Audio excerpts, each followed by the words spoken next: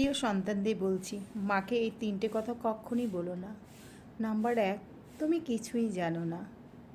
দেখো, মা যখন তোমাকে উপদেশ দেবে তখন কিন্তু কক্ষণই মাকে এই কথা বলো না তুমি যে কিছুই জানো না।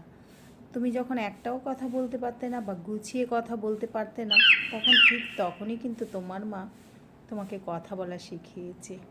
একটা কথা মনে রেখো, পৃথিবীর সব থেকে বেশি অভিজ্ঞতা ওই মায়ের কাছেই আছে।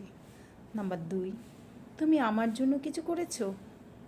তুমি তোমার মাকে এই কথাটা কক্ষণই বলতে যাবে না যে তুমি আমার জন্য কী করেছো, আমার জন্য কিছু করেছো। তুমি যদি মনে করো তোমার মা তোমার জন্য তেমন কিছুই করেনি বা করতে পারেনি, তাহলে তুমি সেই রাতগুলোর কথা ভাবো তো।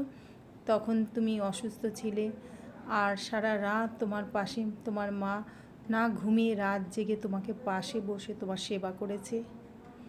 এখন যদি তুমি সেই বিষয়ে যদি উপলব্ধি করতে পারবে না, যখন তুমি ওই বয়সটা চলে আসবে তখন তুমি বুঝতে পারবে যে তোমার মা তোমার জন্য কী করেছিল।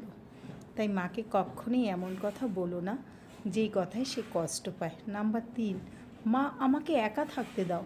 রেগে গিয়ে মাকে কখনোই এই কথা বলো না যে মা তুমি আমাকে একটু একা থাকতে দাও, মানে রাগ করে কণ্ঠস্বর একেবারে তার উপরে চাপিয়ে এই কথা বলো না।